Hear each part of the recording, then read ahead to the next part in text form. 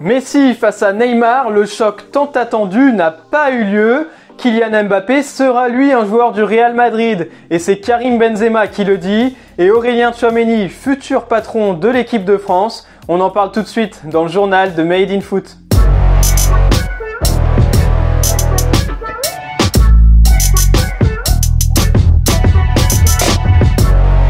Brésil versus Argentine, Messi versus Neymar, Paqueta versus Paredes. Tous les fans de foot attendaient avec impatience le choc entre les deux géants sud-américains ce dimanche soir. 2 mois après la finale de la Copa América, les deux sélections se retrouvaient à Sao Paulo et la rencontre n'aura duré que 5 minutes. Le temps pour les autorités sanitaires de pénétrer sur le terrain et d'interrompre la rencontre. En cause, 4 joueurs argentins, Giovanni Lo Celso, Emiliano Martinez, Cristian Romero et Emiliano Buendia, accusés d'avoir enfreint le protocole sanitaire. Selon l'agence brésilienne de veille sanitaire, les 4 joueurs qui évoluent en Première Ligue auraient menti en ne déclarant pas leur passage par l'Angleterre au cours des 14 derniers jours. Le Brésil impose une quarantaine à toute personne ayant séjourné au Royaume-Uni. Martinez, Romero et Lo Celso étaient pourtant bien titulaires au coup d'envoi et c'est à ce moment-là qu'un délégué de l'agence sanitaire brésilienne a décidé de pénétrer sur la pelouse et d'interrompre le match, la sécurité sanitaire du pays passant avant tout, comme il l'a déclaré, ce qui a rendu fou Lionel Messi. Cela fait 3 jours qu'on est là, pourquoi vous n'êtes pas venu chercher les joueurs avant, a notamment lâché la star du PSG. Ses coéquipiers étaient déjà à ce moment-là retournés dans les vestiaires et le match ne reprendra jamais. Un peu plus tard, la sélection argentine a pris l'avion pour retourner dans leur pays. Les 4 joueurs incriminés sont eux partis en qualité de personnes expulsées. Du côté de la fédération argentine, on invoque un accord passé entre tous les pays sud-américains pour laisser les joueurs circuler librement dans une bulle sanitaire au cours de ces éliminatoires pour la Coupe du Monde 2022. Alors quand ce Brésil-Argentine pourra-t-il se jouer ? Pas durant cette trêve internationale puisque les deux sélections rejouent déjà dans la nuit de jeudi à vendredi. La prochaine trêve est prévue au mois d'octobre mais le timing sera serré pour recaler ce choc sud-américain. Enfin, est-ce que des sanctions sont à attendre côté brésilien ou argentin ? La Conmebol, la confédération sud-américaine, a décidé de ne pas trancher et a laissé la responsabilité de la décision à la FIFA, organisatrice de la compétition. Un jour ou l'autre, Kylian Mbappé sera un joueur du Real Madrid.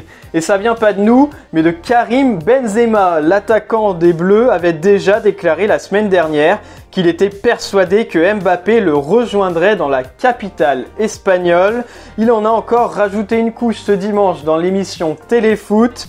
De toute façon, le Real Madrid le veut, ce n'est plus un secret. J'aurais aimé qu'il puisse venir cette année au Real Madrid, mais comme je l'ai déjà dit, un jour ou l'autre, il sera au Real. Voilà pour la déclaration de Benzema. Reste que pour faire venir Mbappé, le Real Madrid va devoir sortir le chéquier. Et ce, même si l'attaquant du PSG arrive en fin de contrat l'été prochain. Selon Marca, l'opération Mbappé au Real Madrid pourrait coûter 80 millions d'euros rien qu'avec les commissions, les bonus et la prime à la signature.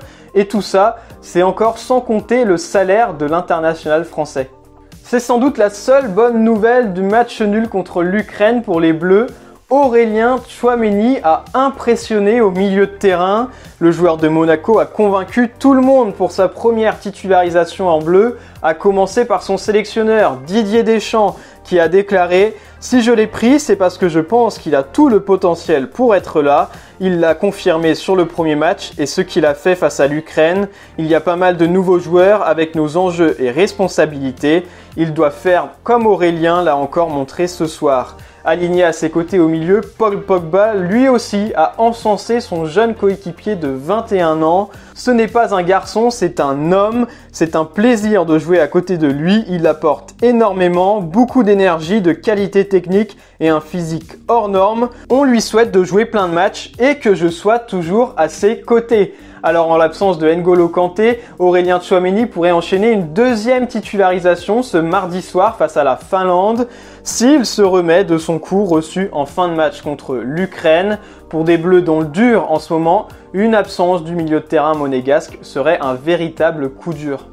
Depuis la victoire à l'Euro 2020, l'Italie n'est toujours pas redescendue de son nuage. L'équipe de Roberto Mancini est entrée dans l'histoire dimanche en alignant un 36e match consécutif sans défaite, une première dans l'histoire des sélections. La Squadra Azzurra fait mieux que l'Espagne de 2006 à 2009 et le Brésil de 1993 à 1996. Pas de défaite pour les Italiens donc, mais pas de victoire non plus. Ils ont enchaîné un deuxième match nul d'affilée face à la Suisse, 0-0, mais restent malgré tout leader du groupe C. Rendez-vous sur le site de Made in Foot pour retrouver tous les résultats de ces éliminatoires à la Coupe du Monde 2022.